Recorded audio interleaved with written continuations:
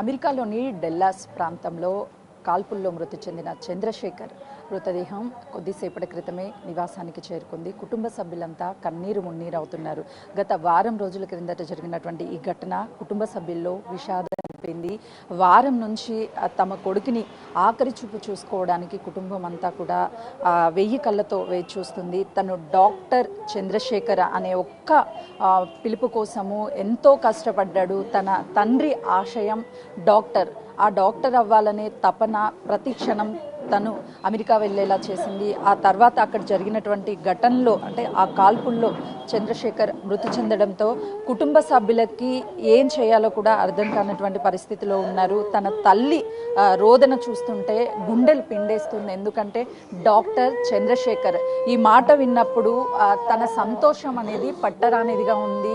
ఆ టైంలో నా కొడుకు డాక్టర్ అయ్యాడు అని చెప్పేసి బంధువులకి అందరికీ చెప్పుకొని సంతోషించింది.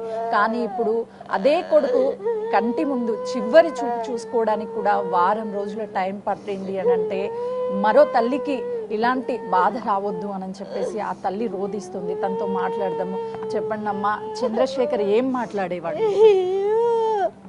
నువ్వు మంచిగా ఉండమ్మా, నేను 2 నెలలు వస్తామ్మా, ఆడికి వచ్చి హాస్పిటల్ పెట్టుకుంటా తల్లి, నేను 2 నెలల్లో వచ్చి హాస్పిటల్ పెడతామ్మా అని చెప్పిండు.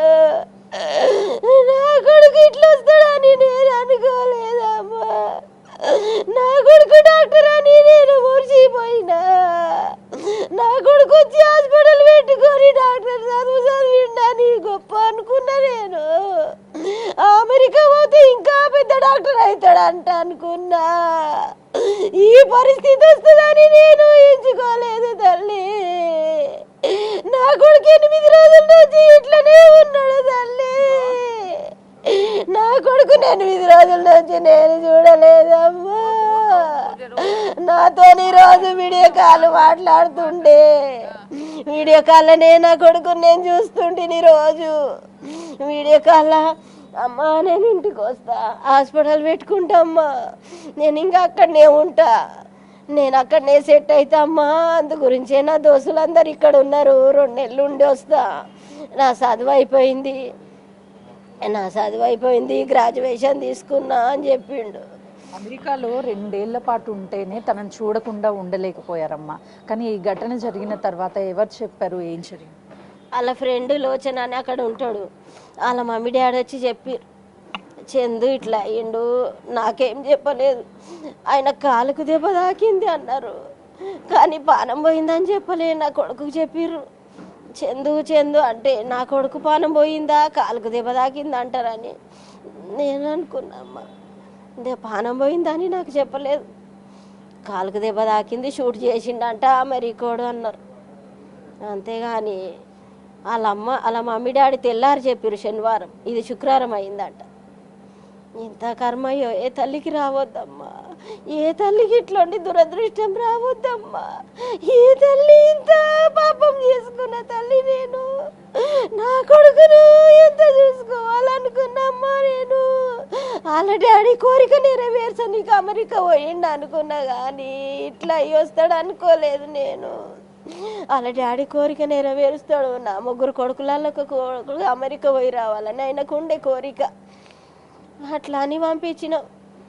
పోనీలే బాగా చదువుకుండు కదా, అక్కడ పోయి వచ్చి ఆడు అని కలలేందుకు, నా కోసం నెరవేరు చెడగొట్టాలి నేను, ఆడన్నా సెట్ అయ్యేటోడు అని జీవితం ఖరాబ్ చేయొద్దు, నా గురించి ఏడ్చి అని ఆపొద్దు అనుకున్నా. కానీ ఇట్లా అవుతాడంటే నేను ఏం చేసుకోనన్నా. నా కొడుకుని పోనీయకపోతుంటే మా దేశము అట్లా అవుతాడని, నాకు అమెరికాలో అందరినీ చంపుతుర్రు అని నాకు తెలియదు.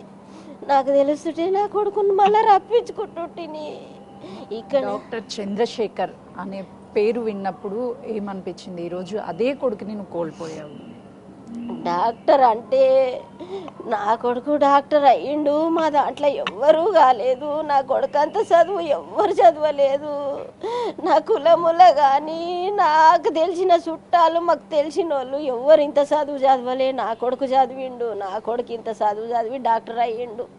అమెరికాలో ఇంగ్లీష్ వాళ్ళతోని పట్టా తీసుకుండు అని ఎంతో మురిసిన. ఆ గ్రాడ్యుయేషన్ అవుతుంటే లైవ్లో టీవీలో చూసిన నా కొడుకు చూడమంటే చాలా సంతోషపడ్డామ్మా. నా కొడుకు డాక్టర్ అయ్యిండంటే నాకు ఇక ఇంకా చెప్పలేనంత ఆనందం అయింది.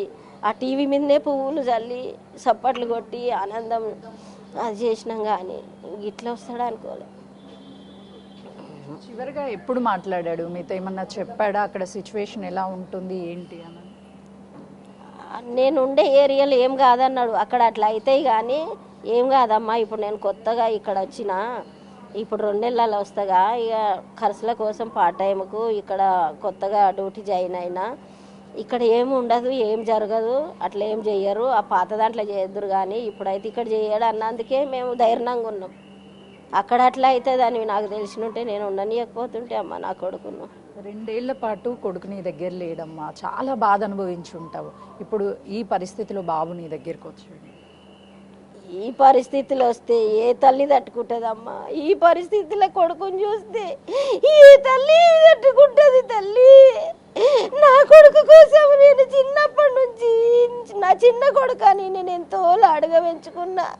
ఏ హాస్టల్లో నేను ఉంచలేదు, ఎక్కడా దూరం పంపకపోతుని నా ఇంట్లోనే చదువుకుంటుండే. ఆ కాలేజీ ఇల్లే తల్లి నా కొడుకుకు. నేను చుట్టాల దగ్గర కూడా నా కొడుకు నుంచకపోతుంటిని. నా చిన్న కొడుకు అంటే నాకెంతో ఆశ. ఎంతో పెద్దరికంగా నేను ఆయన ముఖం చూస్తే నేను ఆనందపడుతుంటినమ్మా. ఇట్లాంటి ముఖము అంత మారిపోయింది తల్లి. 8 రోజుల నుంచి నా కొడుకు ముఖమే మారిపోయిందమ్మా. కడకడ నవ్వుతో ఉంటుండే, ఎప్పుడు 10 మందిని నవ్విపించేటోడు, కానీ చిన్న పిల్లల కాడ నుంచి పెద్దోళ్ళ దాకా ఎప్పుడు నవ్వు ముఖమే, స్మైల్ నవ్విపించుకుంటా మంచిగా ఉంటుండే. ఇంక ఇట్లా ఉండకపోతుండే అమ్మ నా కొడుకు. ఇంత దురదృష్టవంతురాలని నేను. ఏ తల్లికి ఇట్లాంటి కడుపు కొత్త రావద్దు. ఇంట్లో ఎన్నో జ్ఞాపకాలు ఉండుంటాయి బాబువి. ఇక్కడే పుట్టి ఇక్కడే పెరగడము, అణువు మీ స్పర్శే తగిలి ఉంటుంది బాబుకి. చిన్నప్పటి నుంచి కూడా ఎక్కువగా మీకే క్లోజ్ ఉంటాడు.